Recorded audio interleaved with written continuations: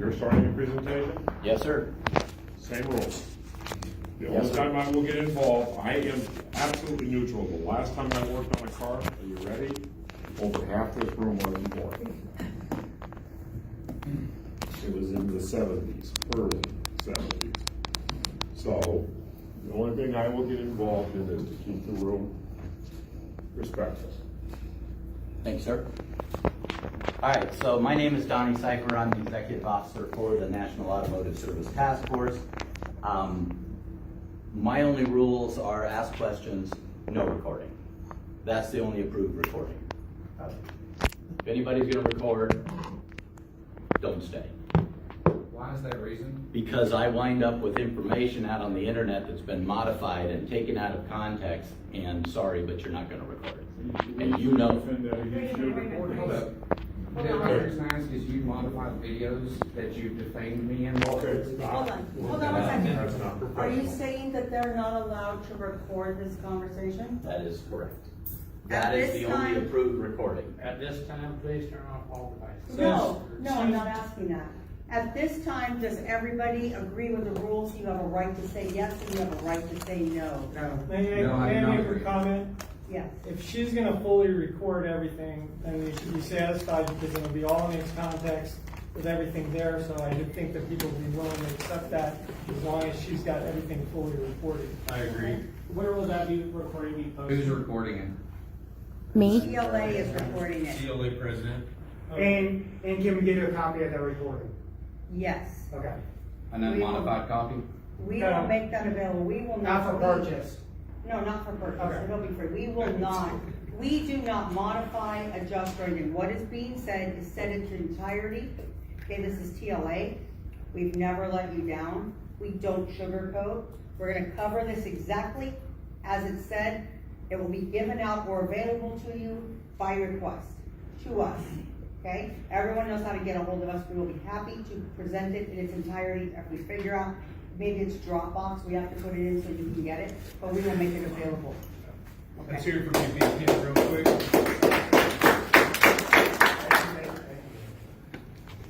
I'd like to thank him for contacting us and asking us to be here. I hope that we can spend about the next 45 minutes or so and suspend what you think you know, and let me show you what we actually do. And then I'm happy to answer questions. I also don't have plans tonight, so if any of you have got account-related issues you would like to work through, I got a laptop, we can sort them out. I got a couple of questions about that when I got here, and more than happy to help with that. So I'm not going to be able to cover even this much of what we actually do. I'm really focusing on the security side of what NASTF does. But you still have to have sort of a context of what we are and where we came from. So we were originally created by the automakers and the independent aftermarket associations and just groups in general that had an interest in this back in 2000. These are our mission goals: identify and resolve service information, tool information and availability, and OE education material availability, and support law enforcement in their mission, primarily on the side of vehicle. So we are, at this stage of the game, the largest automotive trade association in North America, by miles and miles. Our members are locksmiths, repair, collision, tool, OE, parts, and then we've got a few others in the vertical that are members of NASTF as well. Basically, anybody involved with servicing vehicles. Currently, we have 43,737 members. The VSP program's got 8,800 people in it. I put this company admin up there just because a lot of times when I speak to locksmith groups, they're not aware that we have this. Company admin is a free account that gives somebody in your business access to one or all of your VSP accounts if you've got multiples. We built it originally for mom and pops. We built it so that one person could be at home and they could complete that customer authorization form, and then the other could be in the field. So somebody could take the call where they're actually working, and then the individual doing the locksmithing component didn't have to be involved in that. So that's what we built that for. We've got 350 of them right now, and then in our membership overall, we have 5,481 locksmiths.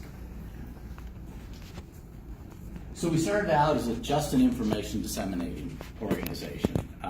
We were fixing these gaps and things like that, but as it evolved and we got to have more and more members, we wound up getting contacted all the time about, well, what do you guys think about this? And what do your members think about that? So that's why we have committees that work on this. And we've really got two committees on the service side. We've got the service technology team, which encompasses tool makers and locksmiths and service repair and collision.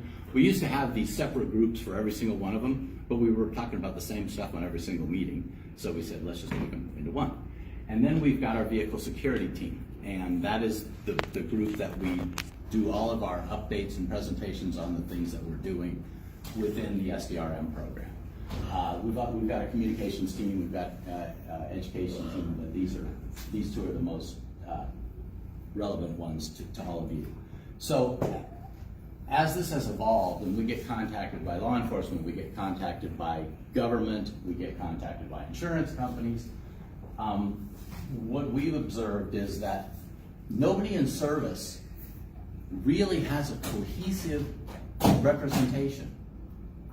Everybody in the service side of the world is all fractured, right? And here's how it works. By the way, I ran an independent repair shop for 35 years. My family's business, been in business for 62 years. And we were always association members. We participated in all kinds of volunteer groups.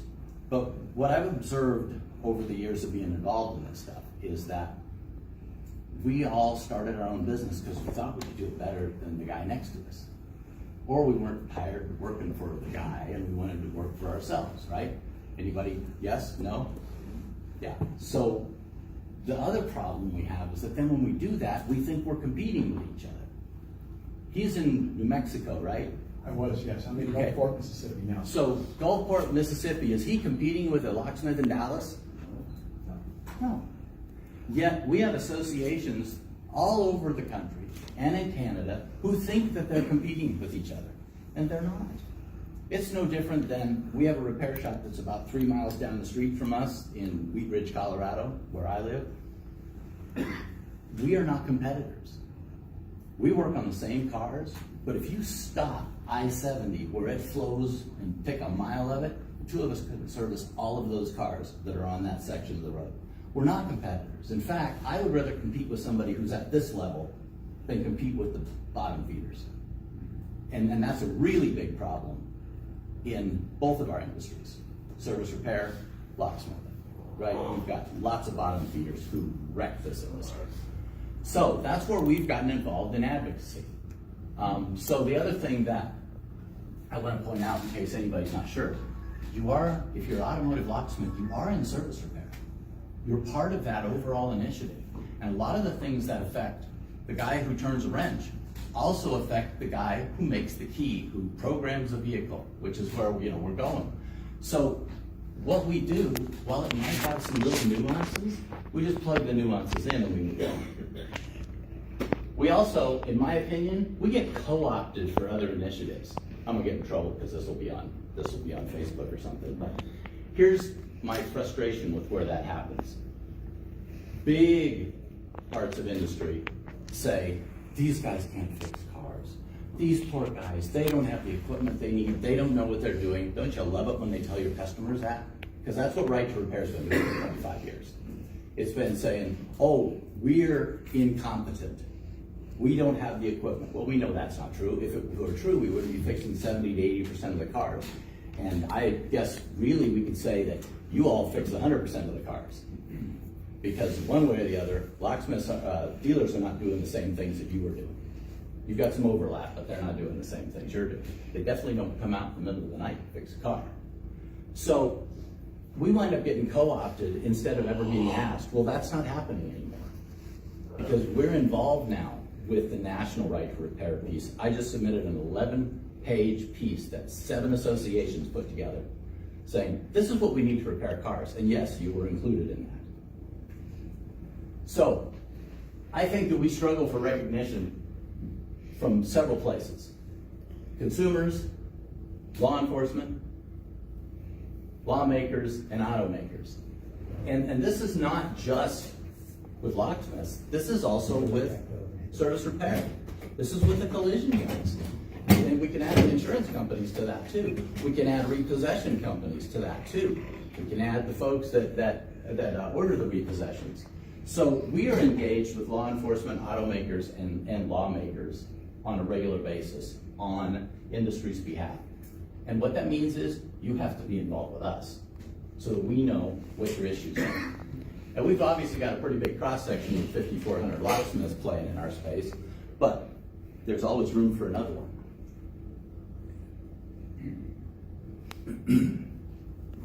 So, in addition to those components, we're hearing that insurance is a big problem. You've seen that some companies are moving completely out of California, or they're doubling. Now, that may not seem like it's important to you, but once they start doing that, I've got big concerns about what's going to happen with insurance availability. Also, look at what commercial liability insurance is doing right now. One place it's cheap, the next place it's unbelievably expensive, and we don't see the risk being any different. So what we're doing on behalf of our locksmith partners is we're going to the folks that write insurance and saying, okay, in your underwriting, why don't you bring to the table an option that if I'm a vehicle security professional, whether I'm with a trade association, whether I'm a NASTF, BSP, whatever, if I can prove that, I'm a much lower risk. So why am I paying the same as everybody else? So these are things we're looking at. We've also been working with Apex. This next year, we're going to have a locksmith component of Joe's Garage in the basement. The Apex folks are hosting it. Any association that wants to be part of it, we have no interest in taking over associations. We want associations to have an opportunity to be on a bigger stage. And so we've got, we plan to do a training event as part of this. And this is not just a NASTF initiative. This is the Apex folks too, MEMA and Auto Care Association. Also, I mentioned we've got our committees, which we call teams. We'd love to have you involved with the vehicle security team. If you're a free member of NASTF, you don't have to be a VSP. You can get that information. We'll send you out email and let you know when those meetings are, so you can participate and know what's going on. We have a knowledge-based component of our website. I'm not going to have time, most likely, to dig into that, but I would encourage you to look at it. Our service technology team, about 4 or 5 years ago, said to us their biggest concern was reprogramming events that are different. Even though you may be an expert in a brand, then all of a sudden you get one model, something weird happens. And so we've been building this thing out. Right now, I think we've got about 450 videos on it. And these are all weird events that happen during programming. But they're also, how do I set up an OE scan tool and make the thing work? They're also, how do I do the registration components of NASTF and the VSP? How do I find my way around the website? All of that kind of stuff is all on the knowledge base. It's free. We have about 4,500 people that are using this every week. We also have a new tool that will be coming out. We call it a member lookup tool. It's been in process for a while. We've got it through all the testing and all the politics we had to get through to do it. But in essence, it's only going to have locksmiths in it to start with. And I'll show you why that is in a little bit. But it will start out with an internal lookup so that regular NASTF members can look up a locksmith, a vehicle security professional, what we call them.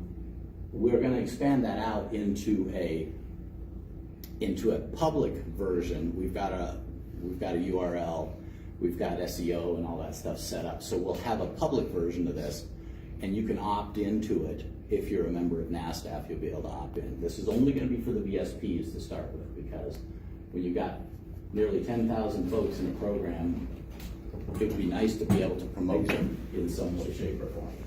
And then we've also got a new version of the vehicle security professional page on the website that will have a lot more down the weeds details that you can go through. It's almost complete. We're just finishing up some of the videos for it. So I'm going to talk about the secure data release model, what it is and how it works and what we do and all that kind of stuff.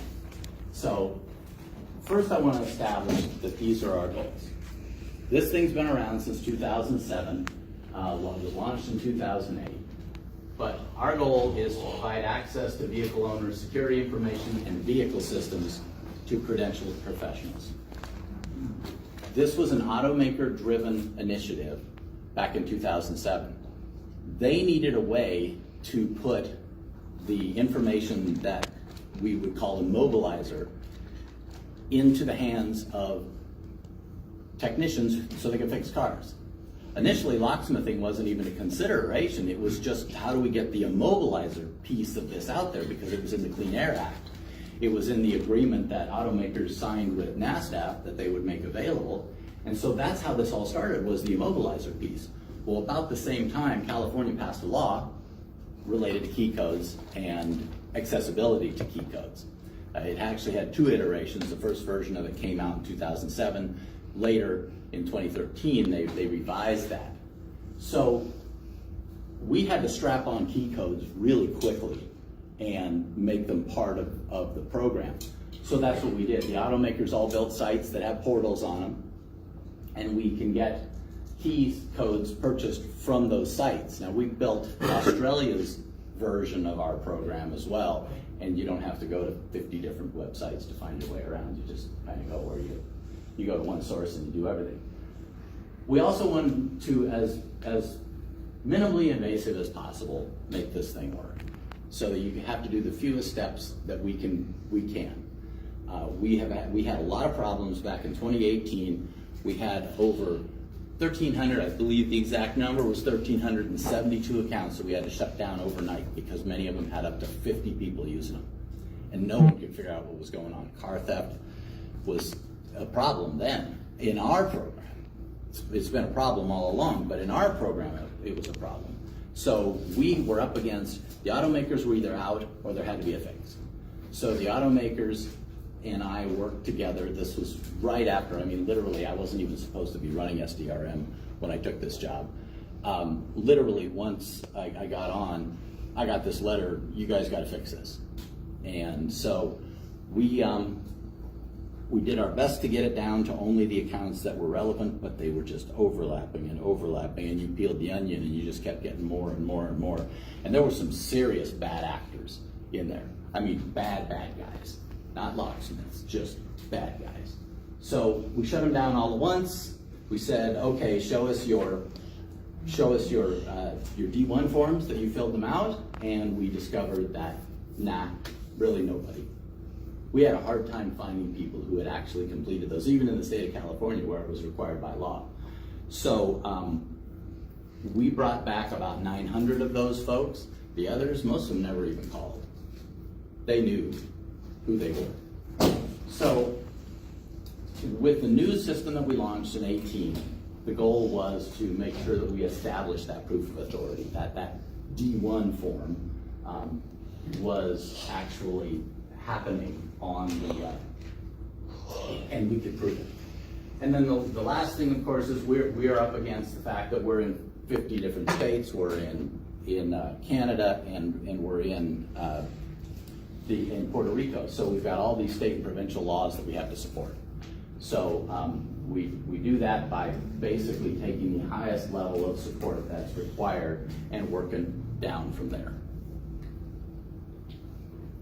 So let's talk about what security information is from our point of view. So obviously key and immobilizer codes are security information. Diagnostic tool security validation, which NASTF's been doing since 2017 with automakers.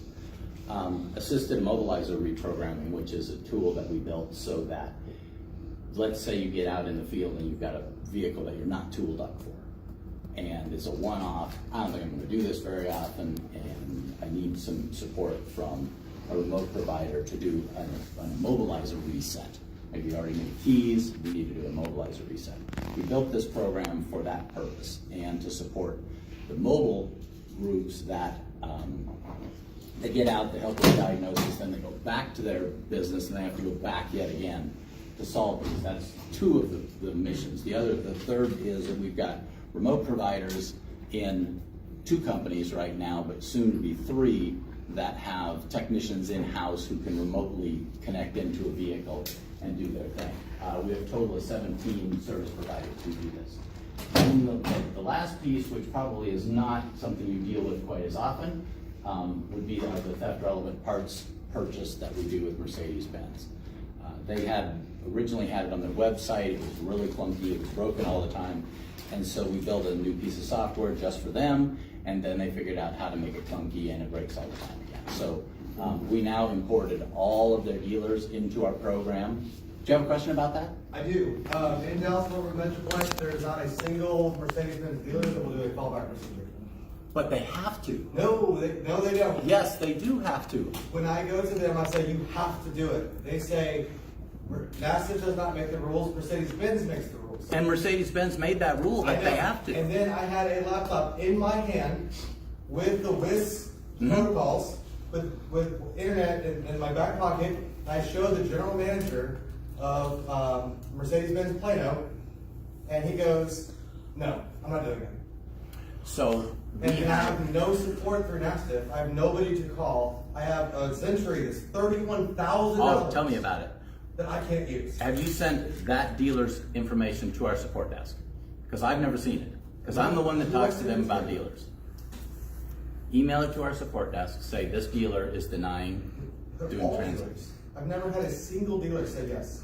Tell me the ones you're working with, and I will get Austin at Mercedes to sort them out. I mean, We just did 3 in California last week, all in different spots, that were for various reasons, but he fixes them. He gets them taken care of. They have a book about that big on the policy. right. No, I showed them on their website. Yeah, I know. This is the fallback procedure. This is how you're supposed to do it. I've been fighting them for 3 years, I understand. and they, nothing. Yeah, I understand. We also, I'm a little bit premature on this, but not much. We will, All Keys Lost is going to be available through your Zentry. The software is written, it's all been tested, and we're just waiting on them to officially launch it, but it'll be available. Please send me the names of the dealers that you work with. We'll take it from there. Yeah. Thank you. That's all you have to do. Drop us a note. If you've got a dealer, and this is not just the Mercedes issue. We have dealers frequently who won't sell a key. They'll say, you can send the owner in, and they'll say, oh, we can't sell you a key. Well, how would I ever buy a key? Well, you can't prove to me you own the car. Well, I just bought the car. Here's all the stuff, right? There's all kinds of stuff they come up with. So please send us those dealerships. We will take them back to the brand. The brand has policies. They'll sort them out. So don't let that stuff get in the way. It is not fast, but it's usually always resolved within a year or 2. We just went through one. You can see it. It's posted on Diagnostic Network. Jeff Abrams in in Phoenix, he had I don't know how long he waited, 30, 45 days for a part that was technically out there, but the dealer wouldn't own it or order it. And they had 2 email addresses that are connected to their accounts, and so we'd send stuff to the email address and it bounced. And they didn't even have their configuration right. So it took somebody in IT at Mercedes-Benz USA to sort that out. And then they wound up not even using the email account that they were asked to use, or they ordered us to use.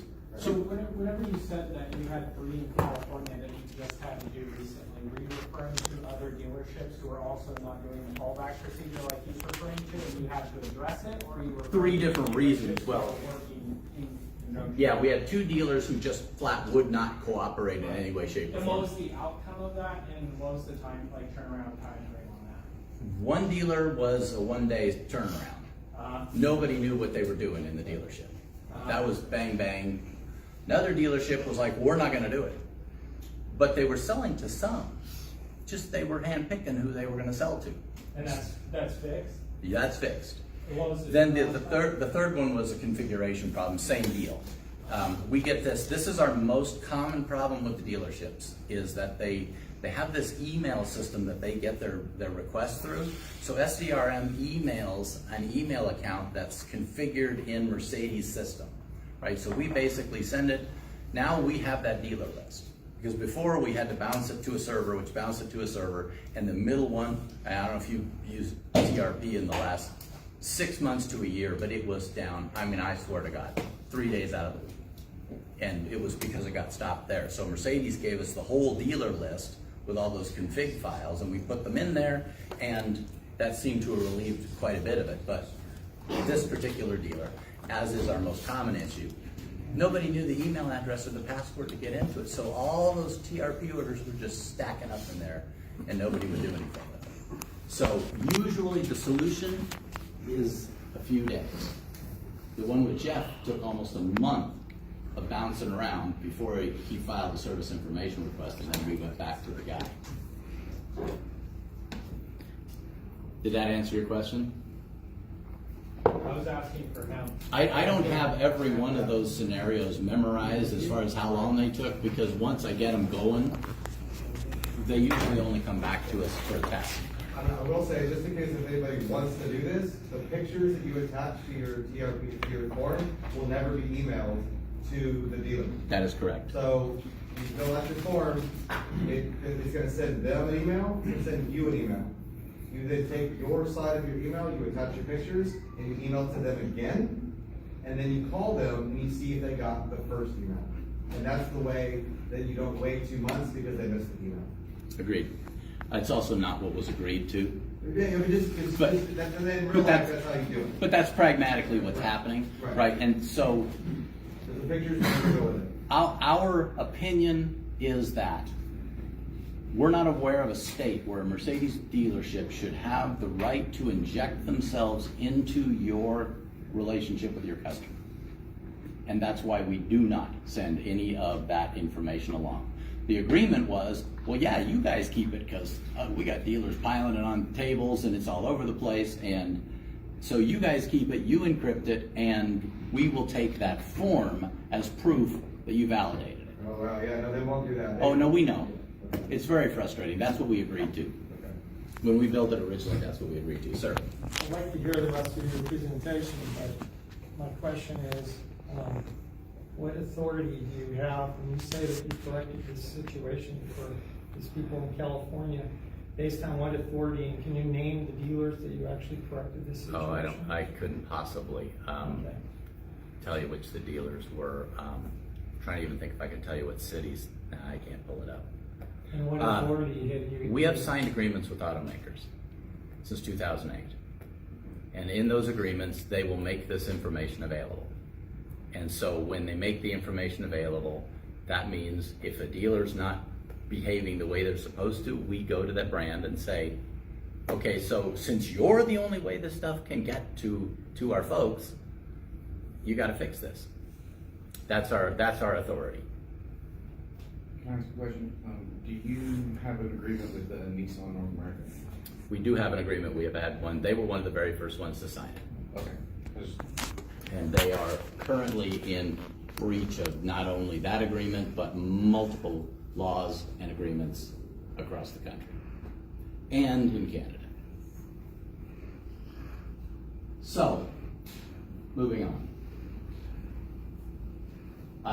Key and immobilizer codes, I already mentioned this, so I want to stay for a second. You have to get those from the DOE's website at this point in time. We're finishing up a deal with McLaren and Lotus, which will be so helpful to you on a daily basis. But we're finishing up a deal with them where most likely you'll get the key code from our site. So diagnostic tool security. I want to talk about this because there's kind of two layers to this.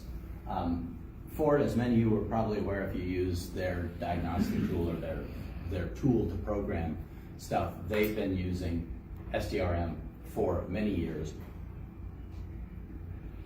so that they can require you when you do certain parameter resets to complete a customer authorization form inside of our program. The problem with that was that when they originally launched the program, it was a sort of catch-can kind of thing. The engineers got to pick it, so you could have two Rangers the same year, different trim levels, and one would have it and the other one didn't have it. And Ford said there's really no way they can fix that at this point, but presumably 22, 23 models forward, they've sorted that out. So we're seeing more and more of this, where they're adding this capability into the tools, because we're seeing more and more of the physical key cut, the cut keys going away. And we're seeing other pieces come along. We've got brands that are using phones in place of keys and things like that. And so I believe 2026 model year is going to be a huge change in what's going on. We've had preliminary discussions, but we have not started working on integrations with brands. We just know they're changing a lot of this stuff. And it's because car theft is a worldwide problem. It's not just a US problem. And so brands build around the world, they're trying to come up with a single solution. So we're trying to sync with the European version of us, if you will. It's called CERMI.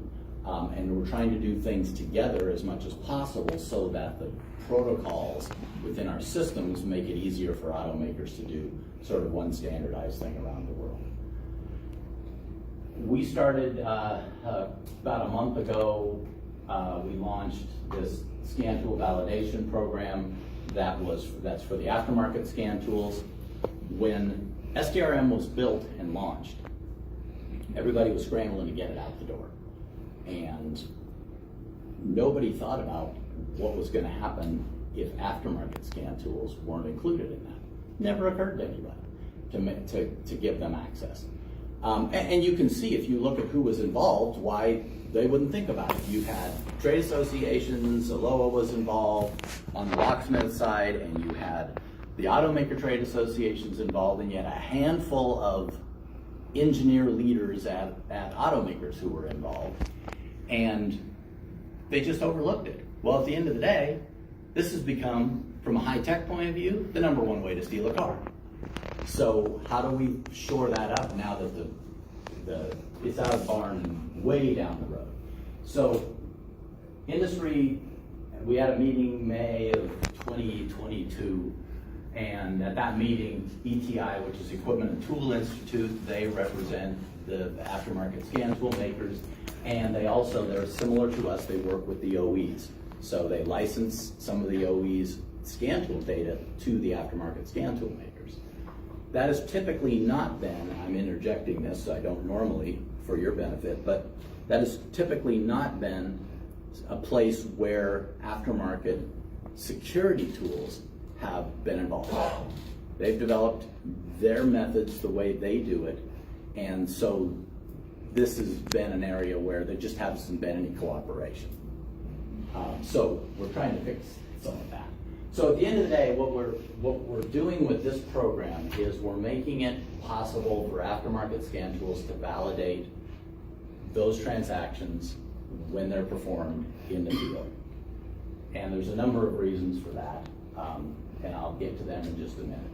So the last thing that we're doing in the security side, there obviously are gateway access requirements. Many vehicles, anybody not familiar with gateways? I can't imagine. Yeah, okay. So there are some brands that have gateways that do it all within their tool. Their versions, like their J2534 version of their tool, doesn't have that capability. Or what they provide to the aftermarket doesn't have that capability. Some of you may be familiar with AutoAuth if you work on Nissan or Chrysler, sorry, I still say Chrysler, but Stellantis vehicles. AutoAuth is a company that does a basically licensing program with the tool companies to access those vehicle gateways. They provide a tokening system, if you will, which says, here, I'm a friendly tool, I'm a registered tool, let me into the vehicle. And so that program is a gateway validation piece. Well, some automakers don't want to use that. Several years ago, we built a tool that allowed them to validate security functions through the gateway using the registry. So we are currently building that out with Hyundai, Kia, and Genesis in their J2534 tool. If you've got their factory GDS or KDS, it does it all within the login that it's got.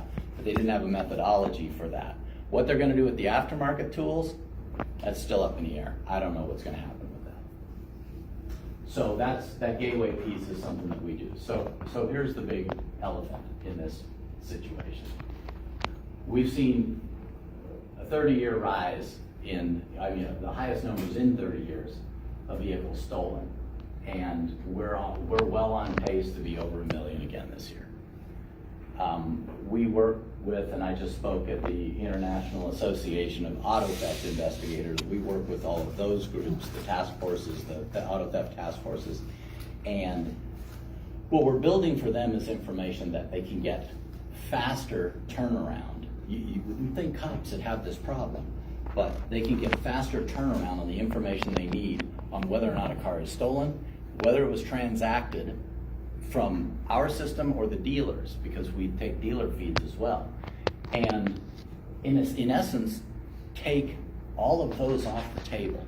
And that's our goal. Our goal is to take the vehicle security professionals and the dealers off the table. You will see why this is going to be a struggle with the dealers here in a minute. So with numbers like this, we've got states, including Texas, that have got pending legislation. Michigan already passed the law. We've got others that are looking at it. Some of the laws aren't going to really solve much. All they do is they give the police an additional count in it when they make an arrest, because right now, we talked with the Oregon task force not too long ago, they'll take them in 4 times before they actually even do anything about it. Could have stolen hundreds of thousands of dollars in cars by that point.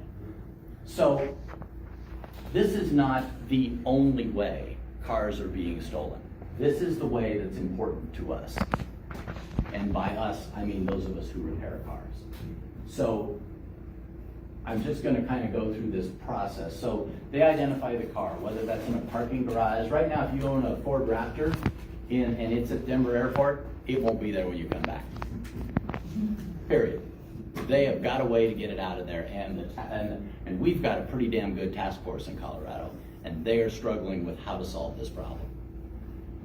So they'll use dealer OE inventory. In Michigan, when they were building all those vehicles they didn't have computers for, the bad guys figured out how to get computers for them, and they were stealing them right off the lot, right? So they needed to hire them.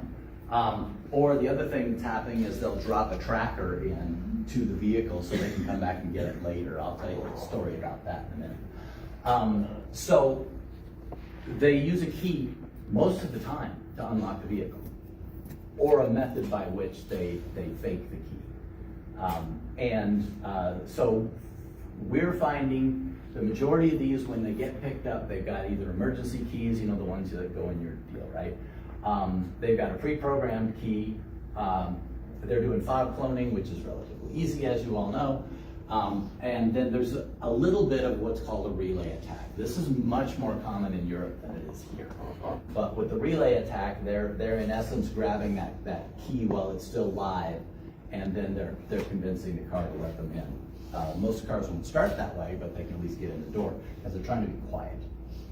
So they then use a third-party tool to circumvent the immobilizer through OBD, and then off they go. So what are they doing with the cars? The cops are telling us they use them to steal more cars. They resell them for crime. They resell them with a synthetic ID. They will change the VIN tags. They'll change the sticker in the door. They'll change a few, but they don't change them all. Just the ones that people might look at. They use them in a crime, or they drive them and dump them. So we just, 3 weeks ago, heard a story that there was a group that they busted up in one of the eastern states, and these guys would sell cars on Facebook for a little bit better price than a dealer, but not a killer deal. And then they put a tracker in the car. They would track the car back to to the person they sold it to and steal it again. The way that they were able to take them down was they were doing it across state borders, And they were able to get a whole lot more information because FBI could get involved. And they're suddenly involved in this, where they've kind of ignored us for a lot of years. You were involved in that, you know. So anyway, this was just a crazy story. It'll come out in the news pretty soon, but it's still in the middle of being processed, which is why I'm kind of vague about it. So I told you that wrapping our head around the dealer problem was the big problem here. So I'm going to show you some statistics. These are the real deal. So NICB actually compiled these. So 93% of theft reports that involve a key code acquired the key code from either a dealer or a code broker. 7% were VSPs. That's raw data. Now, we crunched that back down. We did 323,000 and some odd number, I just used the round number, key code transactions through the VSP registry in 2023. In reality, 5 cars were stolen. 4 of them were spouses stealing from each other. Somebody got divorced and, well, I'll take care of you, right? And their name was on the title. The VSP didn't screw up. It just kind of helped assist the car. This is probably one of the bigger support calls that we get is, what do I do with this? So that means that number right there, that's how many cars are stolen through the Vehicle Security Professional Registry. So you can see why law enforcement is interested in our program. If we got that number to happen all over the place, that'd be really cool. It's not gonna, but it can happen in the security side. That is why these programs are coming out. So here's kind of how that key code piece finds its way from the dealer to the key code site. The dealer employee or someone with unapproved access is pulling key codes. A lot of times the dealers don't realize or care that they're giving it to somebody who probably shouldn't have access to it. And then they sell it to somebody in the middle, which usually is a familiar person. It's somebody who says they're a locksmith, probably people you don't like having in your area doing business. And then they pay the employee for this off-book information. Then this guy sells to a code broker or just direct to car thief. And they've got the information they need and several steps between them for cops to try to back up on. So this one's already been through the courts, so we can talk about it. In 2022 in Eagle Pass, there was one porter who moves the cars around, cleans them and all that stuff, who had sold 6,400 codes out of one dealership on multiple brands. He kind of knew how to play a little shadow game with everybody. And so he sold a few at a time. And when this originally started getting investigated, General Motors dealership was involved. And General Motors key codes are unique in that the way that they're created, there's no math involved. Somebody goes up and goes splat on the keyboard and that's your key code. And that's how they work. So they're unique. You could have 20 cars with the same key code, but how do you ever connect them to one another? So at any rate, they got involved, and then our registry manager, who came out of the HSI, which is Homeland Security's investigative component, he went down to explain to them how all of this stuff actually works. And they caught this kid and 2 others in town that were involved in this. But think about how many cars. Hopefully they bought a key code and they made a key code off of one of the websites and no harm, no foul. But clearly, when you've got over 1 million cars stolen, that's not something we can count on. So you guys may have seen this guy. I'm only going to give you 30 seconds of it, and because you already know how this works. But they're out there on the internet showing people how to steal cars, which is helpful, using a $500 tool. So this is another reason why what I'm about to show you is going to happen. This video, by the way, is 33 seconds. And that car is engaged, and he's got it running without setting the alarm off, which turns out to be a fault in the tool that the brand and the tool company just got fixed. So, I have a simple question. If all of your NASTF members are on points, got one car stolen minus thefts out of, like, I mean, which is amazing. Why are your NASTF members getting punished and you're not going after the dealers? Oh, we're going after the dealers. Sorry, I wasn't clear about that. Right, yeah. The brands are bringing the dealer feeds through the system. I mean, do they have to type in two-part authentication to get a key code? Not everybody, but some of them are. So all the Kia dealers will be. I'm expecting other brands. I can't go deep in that yet. Other brands are looking at it too. Yes, they will be two form Yeah, factor. so when they pull a key code, you can trace that key code back to them every single time. Not us. We can do that, yes, and that's exactly the intent here. Right. The intent is to clean up what's happening in the dealers, which is not, by and large, bad actors. It's just bad security management. Right, yeah, because if you are a locksmith, you can pick that lock on the Malibu. Oh, of course. If you're not a locksmith, you can't. You have to get a key code. Right. So instead of putting the NASTF on the tool, why not just guard the key code with the millions of cars getting stolen? 1% is our fault, 99% is their fault. Why are we putting NASTF on the tool if they can't even unlock the car without dealers just giving out key codes with no repercussions? Because there's a lot more going on than that. Right, so Right, the locksmith is not the one. we are well aware of that. The idea is to get you off of the table. Get you off of law enforcement's radar. Take all the people that are doing it the right way and just set them on an island by themselves. But you said They that. charge us a fee. Whoa, stop. One at a time. Okay, so. Could we wait until the end and then punch all the holes in the argument? questions when he's done. You know, wait until it's all done, because obviously there's a lot of holes and everything, but just wait until we He came in late, discuss and this. we told him we'd give him 45 minutes. to- Yeah, write your questions down. Yeah, and- yeah. and No, we'll no, answer no, them. no, no, you're Yeah. gonna get your chance, because we want you Yeah. to have your say. Hey, Brian. Okay, so we'll answer those questions as we go along. Yes, sir. I'm not gonna show you this video, but, guys drive through the front of the locksmith shop, so you can see the steel tools. They've gotten so brazen now, they just run over the cops. Say, catch me if you can.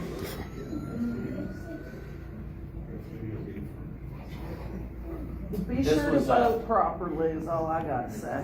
Yeah, this is a bus that just went down in July in Troy, Michigan. There were 6 sort of core leaders of this group, and there are 20 total suspects. They stole roughly $8 million in cars, but they did about $35 million in vehicles and property damage. Multiple accidents, busting down buildings, knocking doors down, stealing a truck to break the gates on a dealership lot, and then following out with the rest of the vehicles after they got the thing, leave the truck bed broken. We had one of our members up in Michigan who got called out on a call, and they didn't even try to hijack him and steal his tools. They just shot him, and then they took his truck. So these are all the various enforcement agencies we work with, as well as Equipment and Tool Institute. The National Insurance Crime Bureau is a partner. MEMA's got an intellectual property group that we participate with. The A2C2, which is an anti-counterfeiting group for the automakers, trying to deal with primarily airbags right now. The airbag problem out there and the deaths happening from fake airbags that blow and then take somebody out, and they bleed out most of the time before they can even get someone there to take care of them.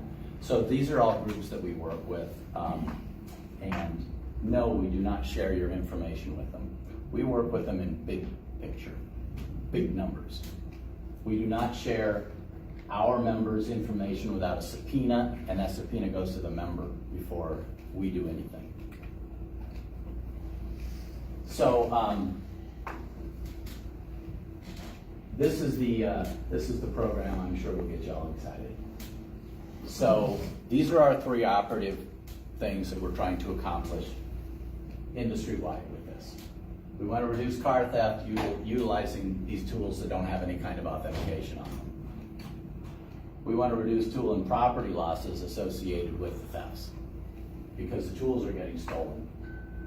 And we want to reduce risk to locksmiths because you're on the front line of all of this stuff. And they want your tools. They want your tools because they can do things. So back to the dealers again. So we will be taking the number of transactions arguably up over 1 million a year with this program that are monitored and effectively just taken off the table, sir. Your goal is to prevent auto theft, right? That is one of the goals, yes. Okay, have you looked at cars being bought at auction, totaled out cars being bought at auction? Yeah, we know. That you get a perfectly good title to, and that's all they want is just a title, that's That's the right. car. Yeah, so they can create a So synthetic are y'all ID. looking into that also? Well, the cops are. That's not our job. We may, however, be processing VINs. So one of the things that we're working right now with FBI, which puts out a component called CGIS, which is the data that cops use, right? And one of the things that we're doing is we're gonna put a type of report out there. It's not really a report, it's just a hit that would say, hey, a VIN has been transacted through the VINs that we monitor. And that would then speak to what you're talking about. Because that's the source, I mean, that's. It's one of, no question. But it's not the only source. It's one of the ways that they're getting the VINs is buying these vehicles, but they're also buying these vehicles and then, as you say, just transferring that to a car that they stole, right? So what we're doing is we're assisting them with identifying the stolen vehicle as well as the vehicle that was processed. So Cox Automotive, and again, this is not done. This is all stuff that's evolving. But Cox Automotive is looking at pushing all of their transactions so that SDRM can connect dots, right? It can say that VIN and that VIN were transacted. And then all that comes out of that is a report back to the agency that's responsible to say, those two VINs were transacted, you guys are the specialists, you figure out what it is. So we're just helping them to crunch data because so much of it flows through the dealer side of the house and the NASTF side of the house. We also have got, if you look at that 323,000, 50,000-ish of those transactions are repossessions. So the repossession guys are actually our single biggest volume of transactions of a type. And so we're trying to work with them to use some of their data to also crunch, because we know that sometimes cars get stolen, they get pushed into channels, but they pretend that they're repoing them, right? They're fake repos. So there's just a lot of ways they figured out how to do it. So we're just trying to support them in what they're trying to do. So as I said, that we're expecting to go over 1 million, quite probably almost 2 million transactions that we can crunch data on. And we just use IDs. So for dealers, we use the dealer ID, we use the individual technician's ID. With VSPs, we use the VSP ID. And so we're doing the same thing for example, Kia will have all their dealers will be VSPs because they think they've got too many people that have access to their system. When you see how many dealers they have and you hear how many people they've got, yeah, maybe 3 or 4 times as many people as they need. And that's who they know. That's not who's sharing those credentials. So this is the program with the tools. So we have Launch Tech that has built a whole new line of tools or revised their software to be able to validate their security transactions against the registry. And then they create a transaction. I'll show you what that looks like. But then the other piece, which I already mentioned, is the dealer transactions. So this is just the basic flow within the system if you are purchasing a key or a mobilizer code. So you're going to go to the automaker's website here, and you'll use your VSP ID or LSID, which may be the way that you recognize it, and then a passcode, which is the 2 form factor app we use. the automaker server makes a call and says, is that a current VSP? Yes or no. We send a transaction validation back. They display the information, and then they send a transaction record that has the VIN, the VSP ID, and the type of transaction that it was. The other thing that happens here is if you have multiple transactions on a vehicle, let's say you buy a key code and then you go out and you program the vehicle. And in a Ford, you may have 2 transactions. We look for that VIN for 24 hours and we connect those 2 together so you don't have to fill a form out multiple times. The other thing that happens within this program is that there are some brands that hit over and over and over. When we first launched this in 2018, we had to shut it down the same day because we discovered that Nissan was sending us 5 hits for every single transaction that occurred, and it was creating 5 D1 forms. So we had to build this bundling thing so that we could look for those transactions. So for the diagnostic tool, the process is almost the same. What's different is that it's intended to include add a key, which has become the way for them to use technology to steal cars. All keys lost, immobilizer, or module cloning. So I put module cloning in there. You're probably aware of that, but we're only talking about when the tool actually like grabs information, sort of like some of the OE tools do, where they'll replicate everything that's on the module and then move it to a new module for you. Well, one of the big things that came out of COVID was a little battle we had with the automakers over you have to use a new computer. Well, there aren't any new computers. Look at the 100,000 cars you've got sitting there waiting for computers. That's a stupid idea. Why aren't we recycling them? Well, the folks we work with at the automakers, they got it. But, of course, sales wasn't all that happy with that idea, but they couldn't produce them anyway. So we said, you need to stop standing in the way of a methodology and making these guys think they're criminals or trying to act like they're criminals because they're moving to a reused module. So some brands are, aftermarket tool brands have module cloning on there where they can duplicate that stuff and move it over. So they can validate that type of a transaction as well. We're working right now on how that works where you've got 2 VINs involved, but there haven't really been any of those transactions yet. So otherwise, it basically flows the same way. The tool tells us this is the transaction type that occurred, and we log a transaction. The difference between this and the other one is that we are going out without a customer authorization form being required, or a D1, because we're going to hope everybody plays really nice. The tool knows the car. We know who the VSP is. We think we can pull this off without that. And then I would like to go back to brands and say, let's renegotiate some of these things we're filling out D1 forms for and not have to do it. Because if we've got all professionals using the registry and we've closed the door on the bad guys, why don't we make that a trust environment once we get past the no trust environment of logging in? So in essence, what we're trying to do is make this a closed environment. And the problem that we've got right now is that this part of it is really porous, because you've got folks who pretend to be what you are, but they're not. How do we know?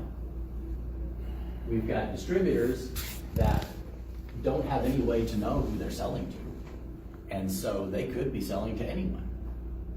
And then we've got tool companies who don't know who's using their tool, and therefore that makes all of these types of transactions so that they can be exploited. So our goal is to make these types of transactions so they can't be exploited, and just say, these are not the droids you're looking for. So I think I've used up most of my time. I'm not going to dig into the rest of the NASTF details so that I can answer your questions. We got about 45, 50 minutes here. Okay, I'm gonna make a suggestion. We've all been sitting here for 45 minutes. 5 minutes, take a 5-minute break, and we'll go back at it.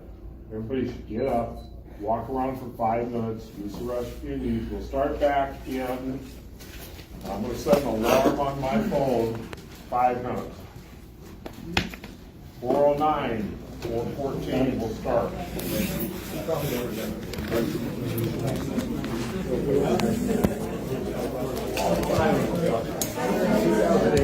5 minutes. Okay. John, and I knew him, he should work for us. I said, John, and John said, oh, send me a shake. It's good to see you. You never seen me in person. And we talked 3-4 times. And yeah. Boys, things are changing. Get used to it.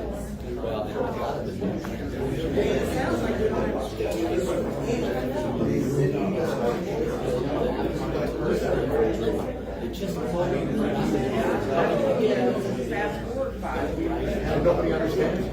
That's the problem. On Facebook, oh, they shut off the junk.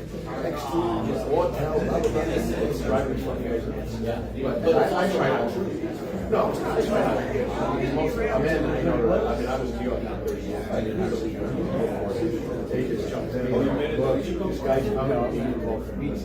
It's good seeing you again. All right, my friend. I have an obligation to this association to make sure there's a smooth operating campaign. The reason why I brought that up is because I sell cars to auto auctions. Some of these cars are totally I've always been kind of that's supposed to let me know who I am. Tell them no. You remember something last year, right? How could you forget, right? I think you had your mini base. I think you added some of these For a while, I just told I don't think you had that mini on It's good to see you again. $6,000 for it. So, What can I do? well, yeah. I'm watching it, bro. So, I'll be there.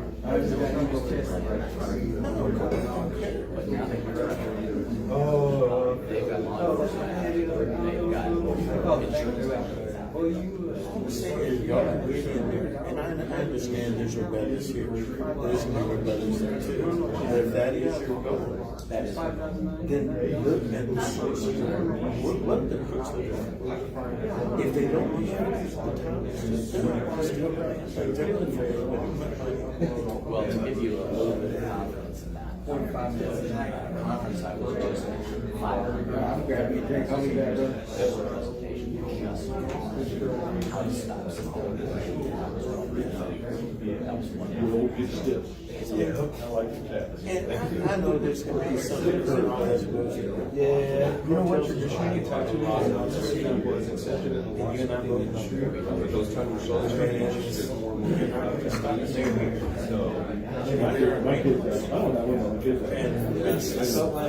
If I got tattoos that were reminiscent of my trade, it would be I'm not going to say this. It's been for a while. They don't remember. There haven't been rules around this.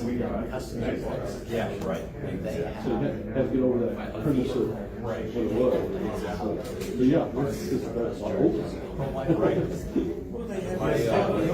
My dad had a couple of tattoos that Locksmith. and they're like, we know this. I'm a middle brother. So, he had a couple of tattoos. I wasn't allowed to get tattoos until I moved down to my own business and make calls. But you know what? I said, it's changing. People are not stuck in the In the garage, I just want to say, I get more compliments for fixing the transport. Everybody knows what's about this one. How do you know it's in more detail. These are from the local county. Yeah, I was my tattooer when I got them. I'm asking, I would show how much to pick this up. And that would, I don't know, it's supposed to redo it. Well, sir, you can't store because that's a vacant house. And then what the hell is too? So much of it doing that, that when I got this full sleep done, he actually moved it over to me to get this thing done by different artists. Yeah, So definitely. in the lots, so they can register as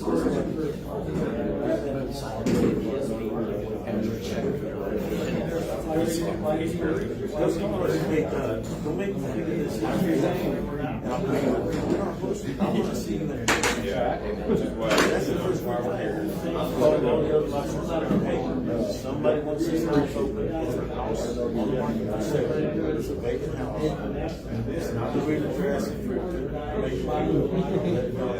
we communicate with all the other lots, they'll call me the same. And we built that.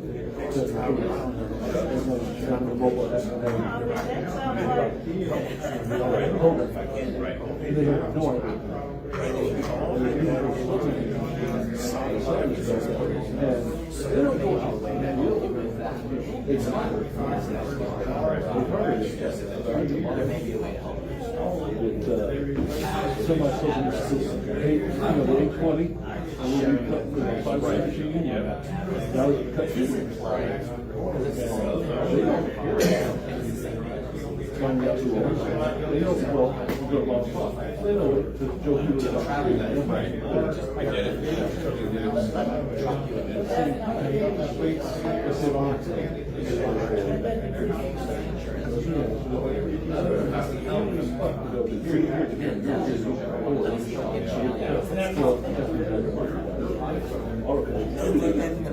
Is if we talk to the state senators, I try to get, there's a task force that comes there every once in a while, and I say, hey guys, come out to my shop. I want to show you what these tools looks like. Maybe we'll make you now so you see that tool, you turn lights on. Okay, what's your purpose? Right. And I show you the K1, what you show. They have not know what that is. And I ask them, Oh, she okay. Is she found you then? actually, you start training. I work Oh, I was wondering when you were going to stop for a long time. And not read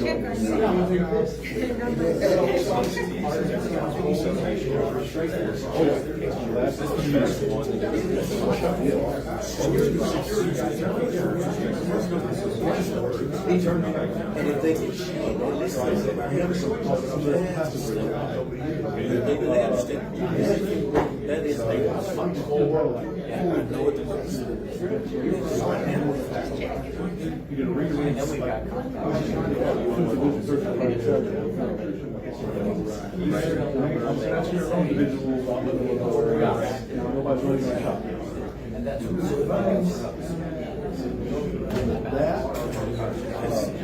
so far, I'm for what y'all are doing. I'm not saying I'm 100% supportive, but I agree. I agree with you. And I understand the purpose of it. Why not, people? It can be brought down a lot. Grab a seat. All of a sudden you're tired, you're sorry, you That community, and like I feel about all the kids, I know that's how the behaviors. Because when they call me and they're gonna bid on the car, they're willing to pay $600 for something that's not over. And the first question is, does it really entitle? You know what? So I put it off.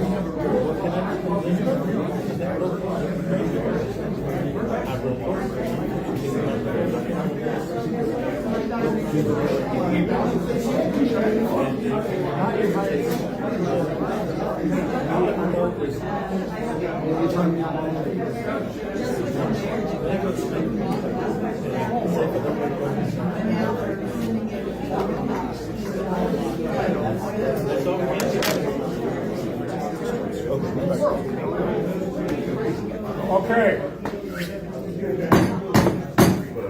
I don't need a gavel. You sat down, maybe start back up. I said 5 minutes, it's now been 9.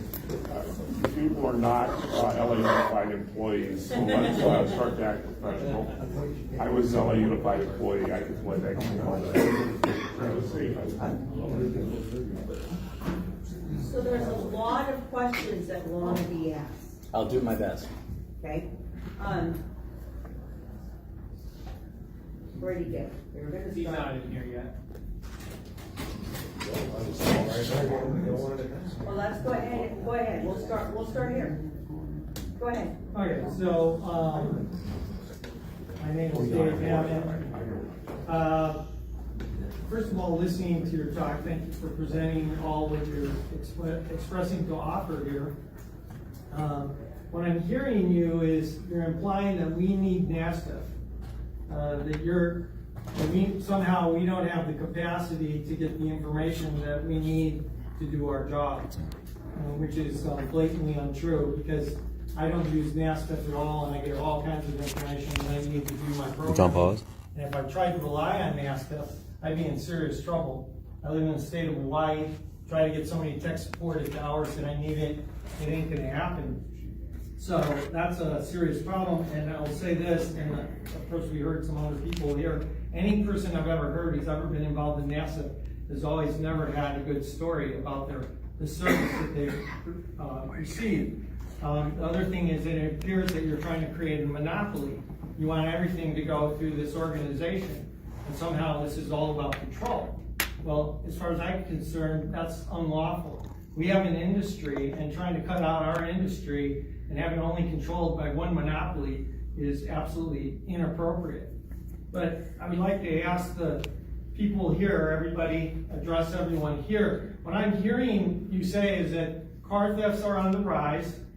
I could possibly accept that, I don't know the exact statistics, but you're implying that they're facilitated by the equipment that's owned by decent locksmiths. I don't see how that's possible. I mean, that to me is an absolute absurdity, because all of us know that if our equipment was stolen, we could report it, and the minute it hits the internet, it's shut down. So there's no way that somebody takes our equipment and then starts using it, and they're doing hundreds of thousands of keys with that equipment. And the equipment, the cars that don't require to go on the internet, you can buy that anywhere. And the reality is, you've already admitted that the cars that you will be able to steal cars no matter what. This is the same poor argument as gun control. You know, the thieves will always be able to steal the cars. We know that when the Soviet Union was collapsing in Europe, they were stealing the cars. They had the technology then, and we know that they continue to get the technology that they need to stay ahead of the game. So I really don't understand. And then I see you using fear tactics. You're implying that there's these states that have this regulation that's going to come up against us. You know, this is the same type of COVID fear tactics that, you know, if you don't take the shot, you're going to lose your job or whatever. You know, I don't see that as a real selling point, but it appears that you're thinking that somehow that with these onerous regulations that somehow that's going to stop the thievery, yet basically we're going to be at the mercy of your organization, which is, by the way, unelected individuals. So I'm going to leave it at that for now, because I'm sure other people have comments to make, but those are some of the initial comments that I would like to make with you. Any other questions? Go ahead. I didn't know if we were gonna rebuttal that or not. He's not getting a chance to rebuttal at the moment. He's willing to take notes just like you guys had to. Well, he got his chance. So this is the major question I have. So at the last event, I asked you specifically about auto auth, right? And you said you didn't really know the details of auto auth and ETI and how that was going. So I looked into that a little bit. So I tried to contact auto auth as a scan tool manufacturer. In all their published documents that they have online, they say nothing about ETI membership. I've tried to talk to them, you know, through phone. You know, they will not, until you sign an arbitration clause, they won't talk to me about it. So then I got a hold of Brian Plott, Executive Director, and I think we can all agree, ETI, he probably knows what's going on, right? So when I asked him about the scan tool validation, he said it's still in discussion. Then we started talking, and he expressed his concerns even on antitrust by saying that's part of the challenge, is getting people to understand. And by people, not the general public, but people working in the industry to understand you have to be careful with some of these things. You'll get into restrictive trade. Now, I asked him multiple times, is this a thing? And he replied to me, it's still in discussion. Right?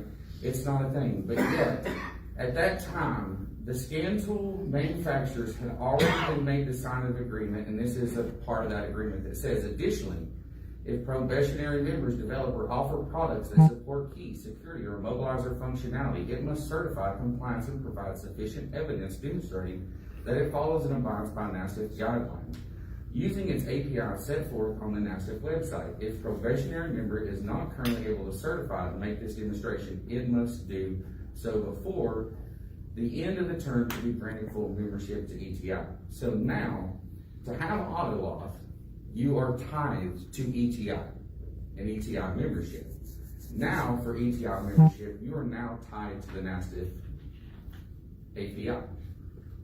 And I think that's a fair assumption to make there. So my question is you work with the DOJ, you work with the FTC. Why is it that NASTF has not had a DOJ business review letter? Because those are made public record. Also, I put in FOIA requests for those, or an FTC advisory opinion. And have you talked to any state authorities in the 50 states that have antitrust laws in all the states that you operate in to see how that's going to affect those laws? So the answer is yes. No, we do not have FTC letter. We do work with the FTC. They've seen our program. They know it's involved in it. I had 7 of their lawyers on a call, and it did not come up. So at the end of the day, most of what you're asking me is a question you should ask ETI. But you're co-conspirator in any kind of title. No, we provide a system to the tool companies. So as you're saying, if there's any antitrust violations you make here, they are by ETI? ETI requires it. We don't require it. It's for us. It's a program they can choose to participate in or not. Okay, I got one more thing to ask you. So I'm not interested in having you do your lawyer thing. No, I got one more But question. JK, you're going way off my reservation. Real quick. Hold on.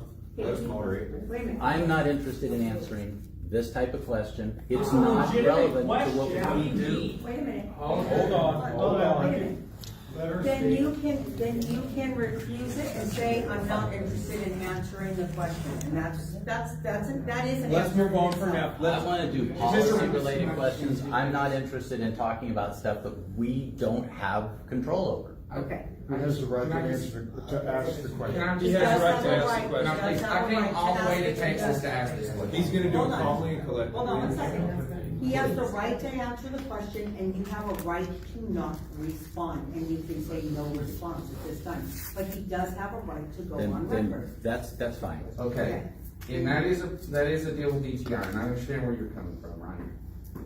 There are 4 board members that are associated with ETI that are on the NASTF board.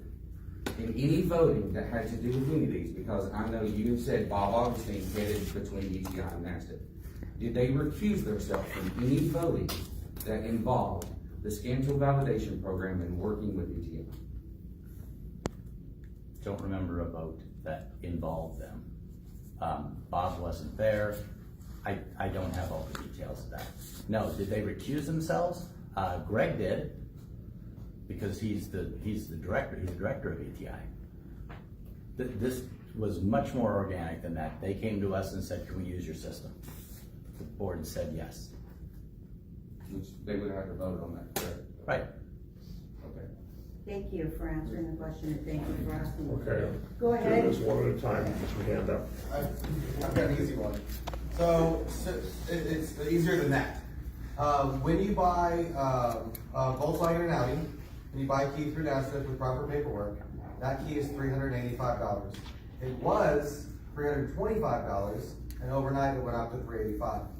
My question is, why is that key $84 at the dealer if it's a 13 Volkswagen Jetta and I'm $385 for NASTF, or vice versa, if it's a 2024 Audi R8, it's $700 at the Audi dealer and it's $385 for NASTF. It is a blanket statement at $385 across the board, and it really screws up the ability of me being able to quote the customer correctly because of the competition of the dealer. So is there any push at all for anybody to actually go through that system and make it like per vehicle? Because it's just easier to spend $385. It's just easier to make the system $385 across the board. That's why it was done. Okay, so let me see if I understand the question. $385 per key, no matter what, through NASTF. But the dealer sells them to you for significantly less. Depends on the key. So a 13 Jetta key is $85. A 2017 Prox for is $180. An Audi A8 or R8 key is $700. So you're losing $300 on an A8 key. But I'm being overcharged $300 on a Volkswagen. So, I mean, when you it's go just through NASTF, for free. Doesn't matter what it is. Well, it seems to me, okay, now, first You have off, control of we that. can't, You're controlling your price. we don't price. Then why is it $385? We don't price. Well, We are Hell let me charges explain. $385. We don't charge. That is not us. All we do is validate. So I have to go, well, so I go through hell. I have one option to go to buy keys with NASTF for Volkswagen and Audi. But it's One. not NASTF. We simply validate that transaction. They put the challenge up in front, provide a VSP ID, provide a passcode. That's our total involvement. NASTF does not make one dime off of any automaker's website or things they do. Automakers do not pay us.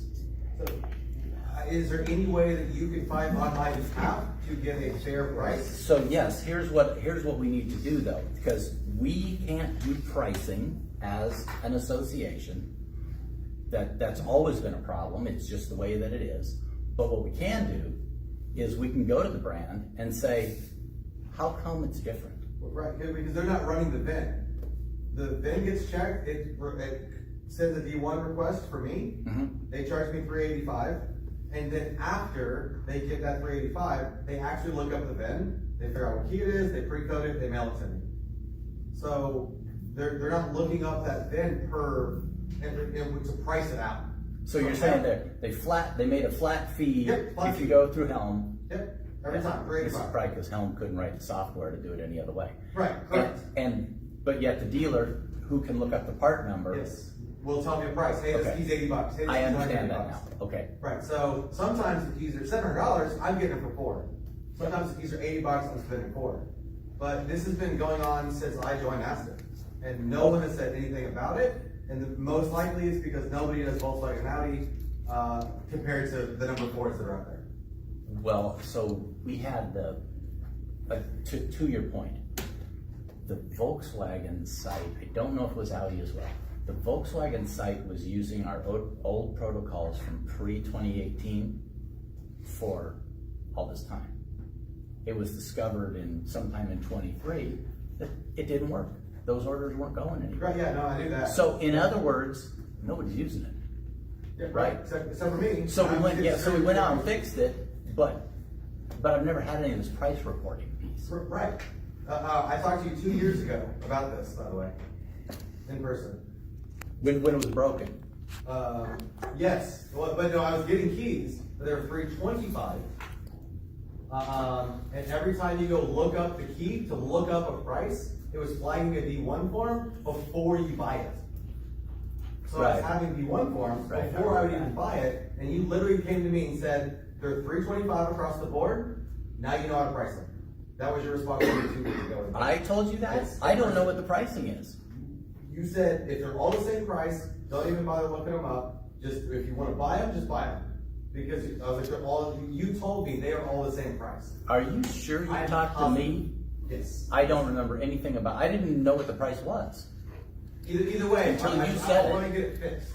Yeah, no, I got it. Yeah, Got that's all it. that matters. I don't care about that. I just want to get it fixed. Because my Audi keys are expensive. I can get dealer keys for Volkswagens because I got a hookup, but I can't do that for Audi. Got it. Okay, Thank you, Mr. Shaw. next questions. Anybody? I have some. I have a comment, not a question. Well, we can form it into a question. That's fine. I'll form it into a You question. can form a statement. Okay, well, we've been members of NASTF since probably day one. We try never to use it. That's our goal, okay? We only use it when we have to use it. And we do all the D1 forms and all that. And you know, we are not, if I was a thief, I'd have been locked up a long time ago. I mean, a long time ago. One day, about 2 or 3 years ago, I get a phone call, and I don't remember the man's name, but he was with NASTF, however you say it. And he said, "Is this Greta?" Yes. "And you're a member of NASTF?" Yes. And I don't know, what's my membership? I mean, like $450 a year or something? $425 for 2 Okay. years. All right. And he says, "You've bought X number of codes through the years." "Yes, sir," you know. And he said, "And who is Amy?" I said, "Well, Amy's my secretary and she does the computer work." "Well, she's logging on with your credentials." "Yes, sir." "Yeah." "Well, you can't do that." And real ugly. I mean, he's retired FBI or something, like real intimidating, ugly person, okay? We didn't know this phone call was gonna come through. And I'm like, okay. And he says, "So she needs her own credentials. And then who goes out in the field and programs the key?" And I said, "Well, you know, one of our, well, they need to be programmed too. What if you're on vacation, Amy?" Anyway, that day I had to dig in my pocket and pull out a whole lot more money for 2 more people. And he really wanted all 9 employees to be credentialed, okay? Even though some never leave the shop. That's right. Okay? I was very offended by that. And he followed it up that I better do this because they are known to call the person that we bought this key code for and ask, "Well, what did the tech look like? Was he short and fat and bald, or was he 6'7"? And if they don't match up, then they're gonna cut my membership out."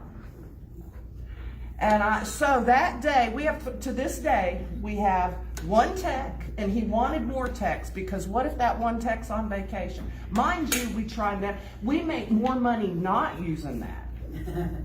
Okay, so it cuts into our feed, you know, money. And, you know, and from what I understand is that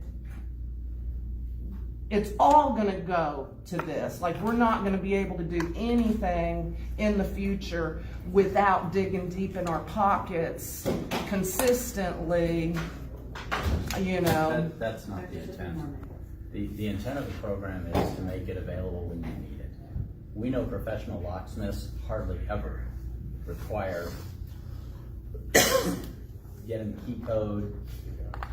What we do know is that when it's below 0 in Minneapolis and you can't leash your door, it might be comes more in convenient, handy.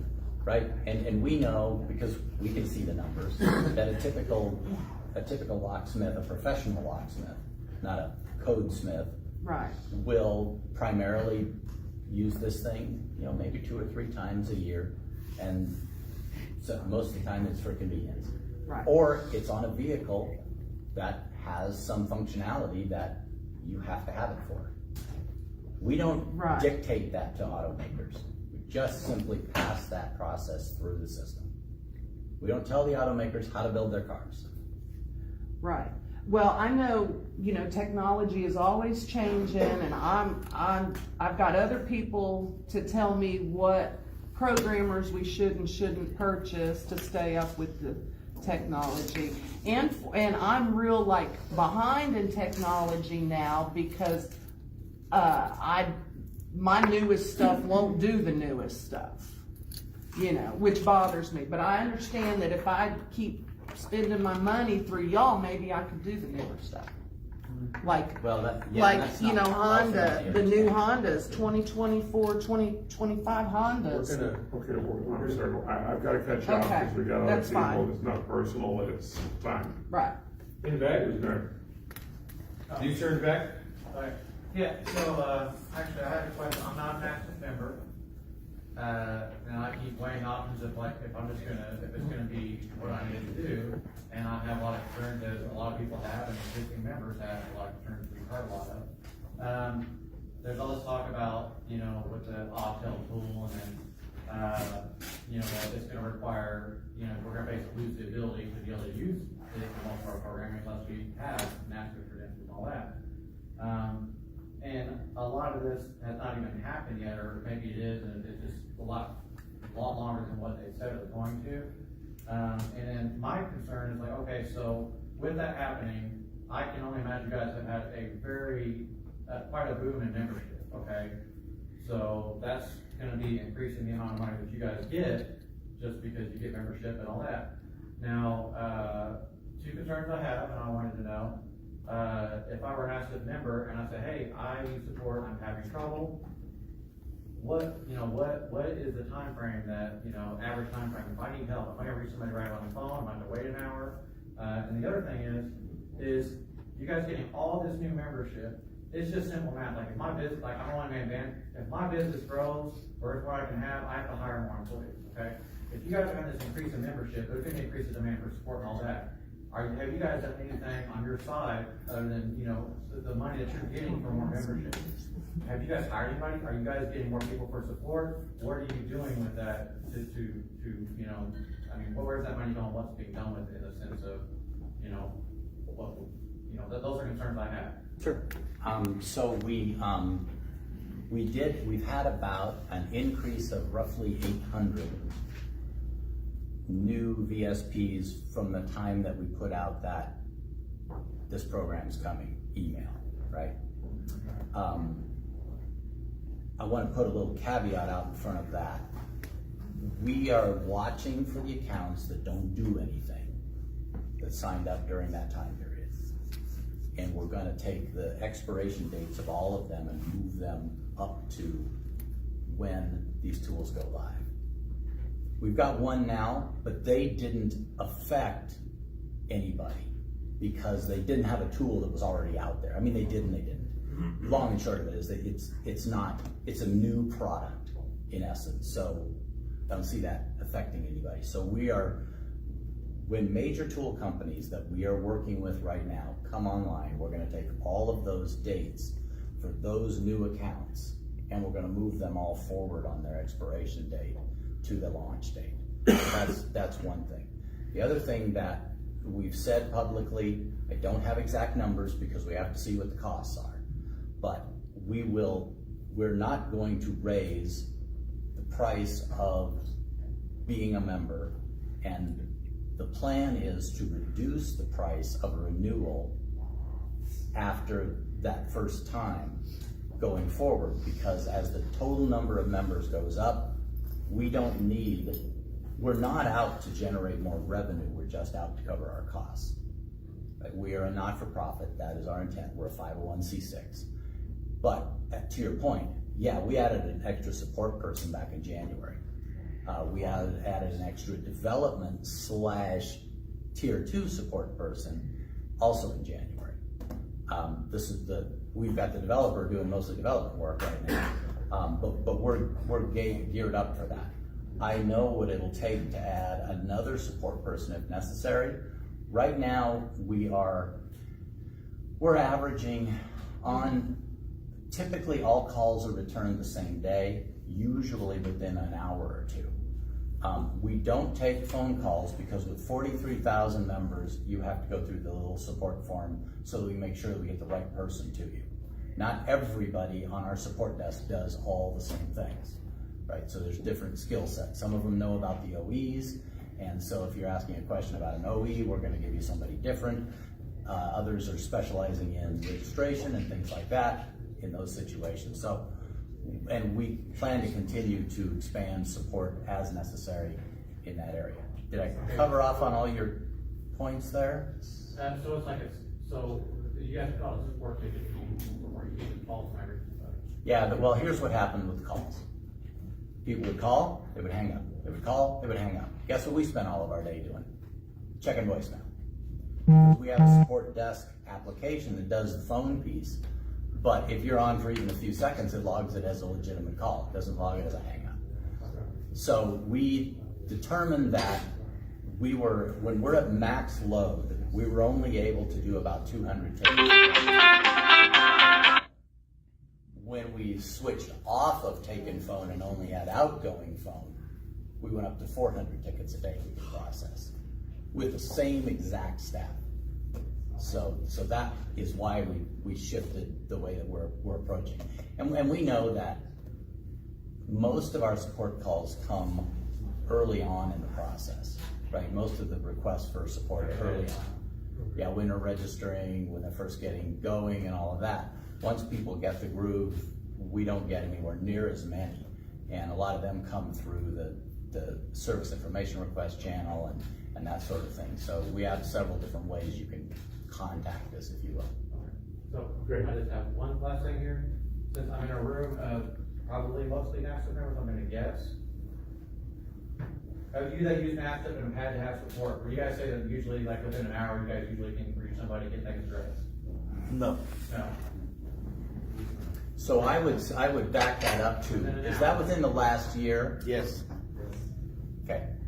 So that sounds like something that probably. I had to leave a job and come back the next day before I ever got any support. I can watch the software. I can see what they're doing. And so when I look at that, it shows time in, time called, time the case was closed. So statistics and stuff. Yeah. I have some Okay. questions. Yeah.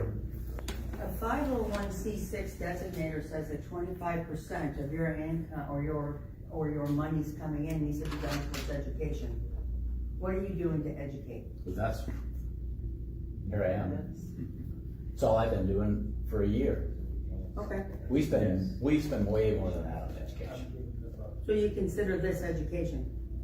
Yeah, we're out telling you what we Pay do. yourself to educate us. How much do I pay myself? Yes, this Well, is that's the considered board. an expense as far as being on. I don't get paid that way. I'm on a salary. You wanna know what I make? Because it's on our 990.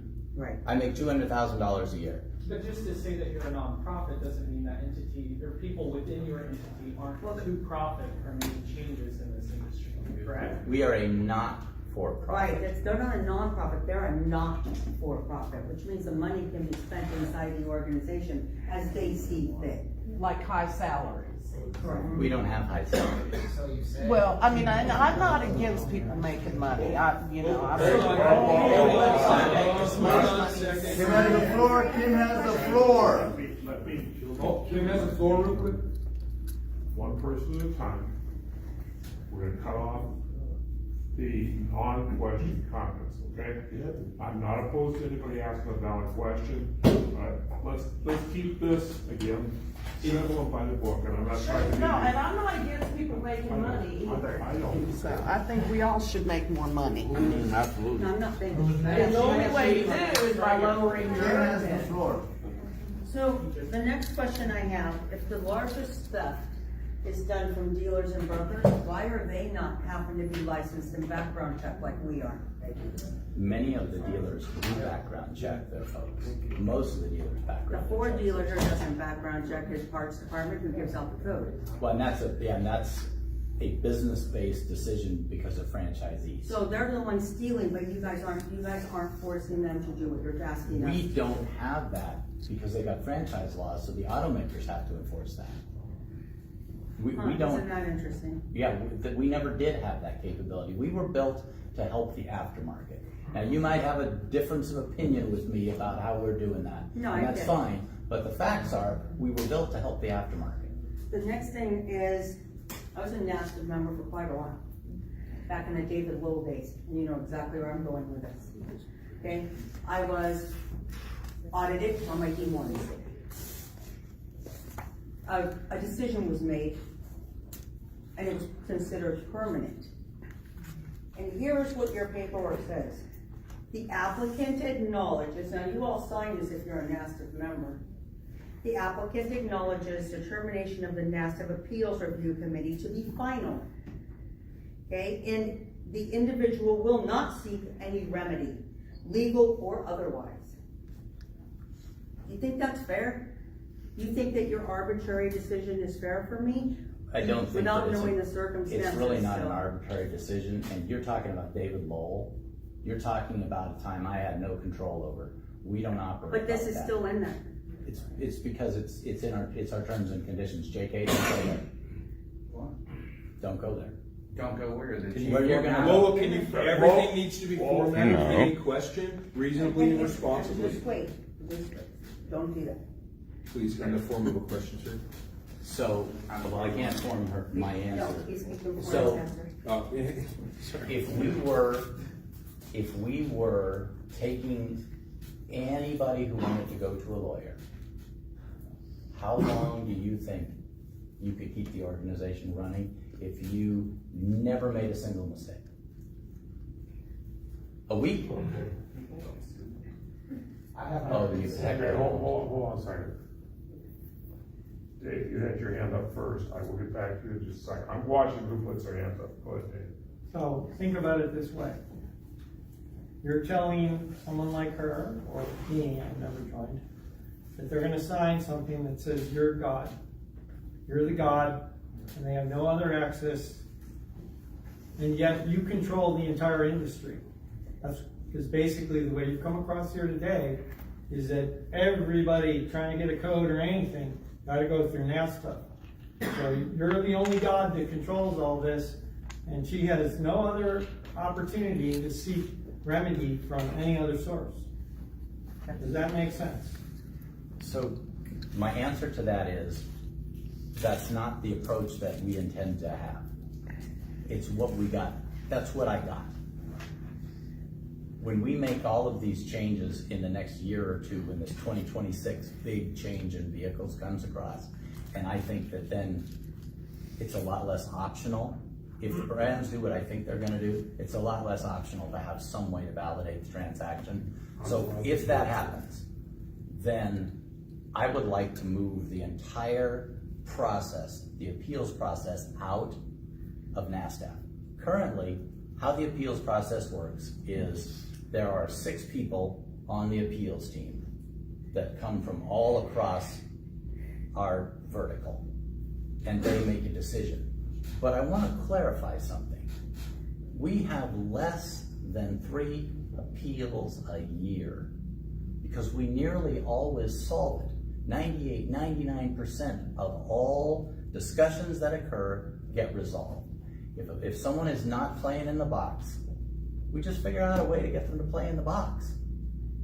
People don't get kicked out of the registry unless they're way outside, and there are rules in our bylaws. We don't have to take just anybody to be a regular member. But on the VSP program, we try to take everybody. Okay, next question was Lydia. Sure. And Walker. Oh, yes, hi, I just wanted to clarify, I just signed up to be a member, and I put locksmith shop, and I'm getting word that if I go mobile and try to get a VSP, I'll be like shut down and kicked out. Where are you? We have a locksmith shop, but I do a lot of like out in the field as well.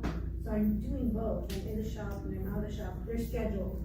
But I guess what I'm asking is, what state are you in? Texas. And you've got a Texas locksmith license? Yes. I'd like to look at your case. I'd like to look at your file Okay, here.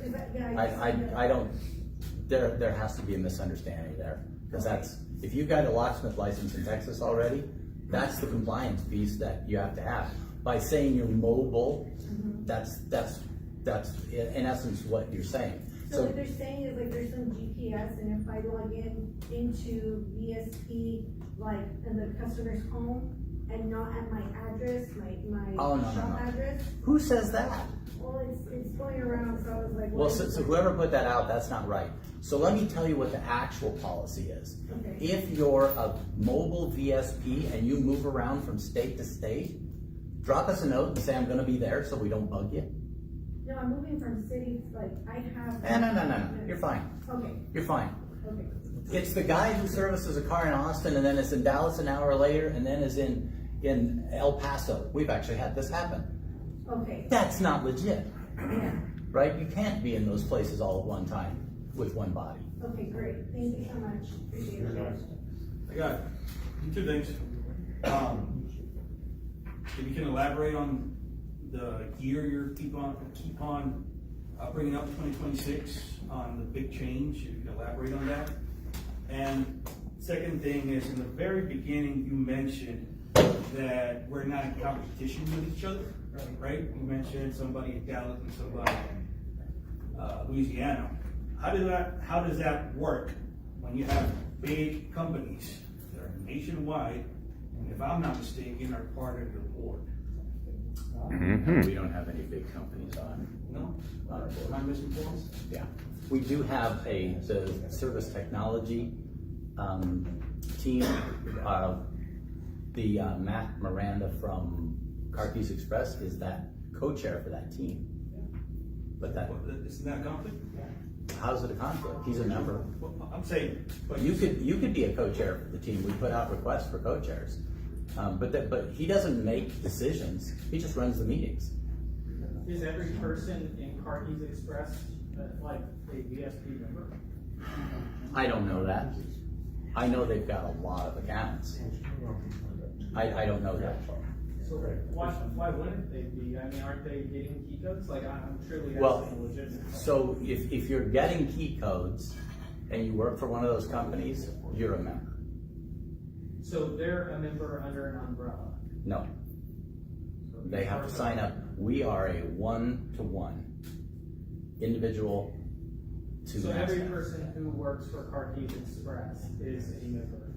If they pull key codes. Okay, and they pay the same $425? Yes, sir. Okay, got it. can, back to the 2026, sir, can you elaborate Yeah. on that? So, Okay, hold on. One person at a time. I know you want to bounce back in, but I have two people ahead of you. Bounce back in afterwards. Thanks for coming. You've mentioned a couple of times the word intent, and I wanted to flag that up, because there are unintended consequences, and the programs you're describing have a lot of unintended consequences. So I've got a couple of actually very fast questions. The first one, kind of piggybacking off Dave, where he asked what your authority is to do this. You answered it from a technical authority standpoint for enforcement. I'd actually like to ask, who gave you the authority from our industry to represent us?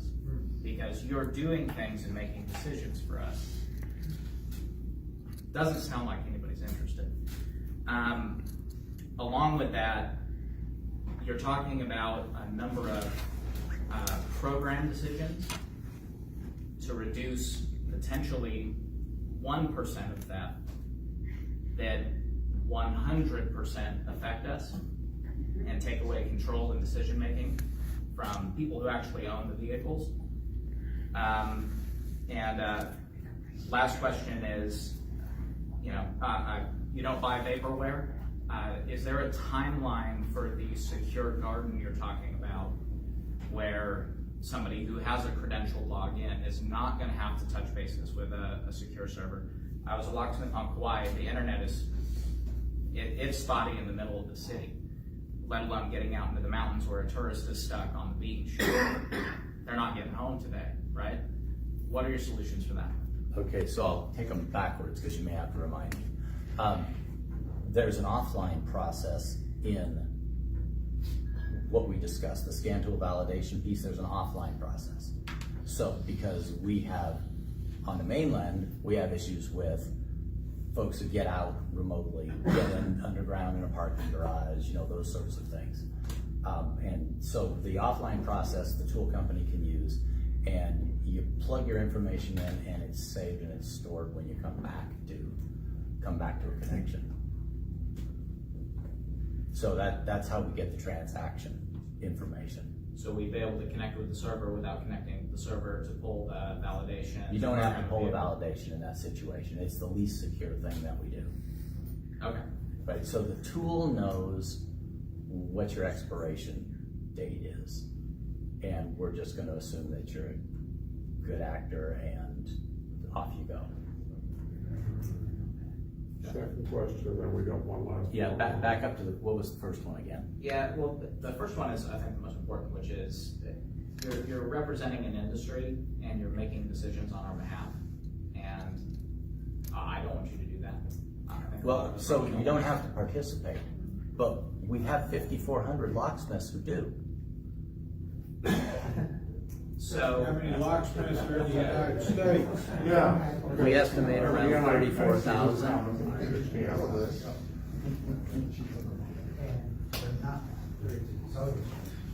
Yeah, I've got one more person ahead of you. I know you want back in, but go ahead and then I'm gonna. Okay, thank you very much. So talking about the audit process, and I know me and you have actually discussed the audit process before. But when I went for renewal, that's not what I experienced in the audit process, and I'm sure you're aware of, that all that was out of my account. So what I done was I got a denial letter, and I thought it was going to be like you've told me before, like we have discussed it, and you said that, it's all about trying to bring the account back into compliance. So I submitted those documents, and all I got back was the terms and conditions. And then I would ask questions, and I would get back the terms and conditions. And I would ask questions, and I would get back terms and conditions. But I was from the understanding of what you told me, that audit process was supposed to be a time where we could try to bring into compliance. So then I'm forced to do an appeal. So you said that was back in the old days, what Kim was talking about, but I experienced the same thing because basically, here's the email I'm looking at from NASTF, from the registry manager. I don't know if this was you or John Ruttencutter, or I think that's your registry manager, right? Who wrote this, but it says it's been reviewed by NASTF, and it goes down to state that this is where we have to, waive our legal rights. And the reason my appeal would not be heard is because I said in there, Mr. Walker does not agree to waive his legal rights or enter into any contracts as part of this appeal. So because I would not waive my legal rights, my appeal wasn't heard. So you're telling these people, and that's what I don't understand. I don't understand, why are you telling these people the thing that if you're doing this, is it just because it's me? Pretty much at this point, because you've threatened legal action, we're done talking. That's why I'm not talking to you about this. You've threatened legal action, I'm not talking to you. You want to talk to us? You do it with a lawyer. Okay, so that's all I want to know. But you were told that. This is just so you can showboat here. Okay. No, it's not. Stop. We're not getting into this conversation on your end or yours. We're not making out of line comments. Pardon? Okay, ladies and gentlemen, unfortunately, we're 2 minutes late on exiting this meeting. I would like to get it going. Well, we no longer have this room. So if you want to have conversations outside, that's fine, but we must shut it down. I'm sorry. Thank you. I'll stay. I'll be out there. I'm sorry.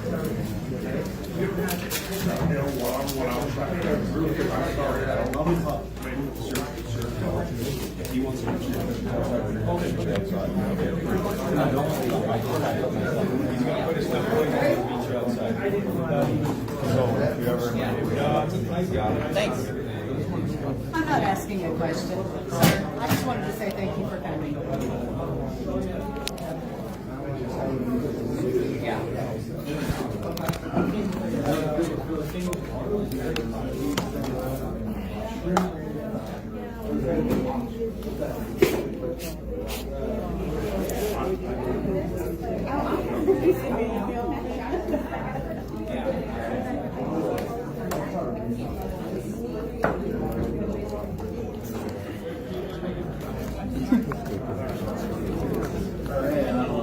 I need to buy a new one. Tax write-off.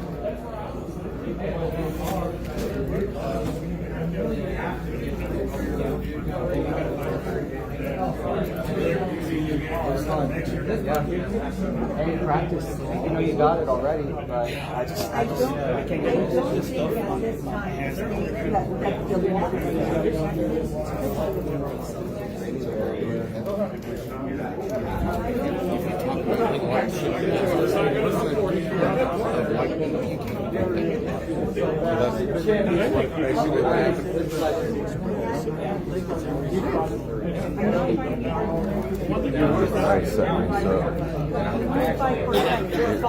I know one of you guys are setting this thing up, trying to figure how do we stop or pause this one, because it's just live right now still. But finish.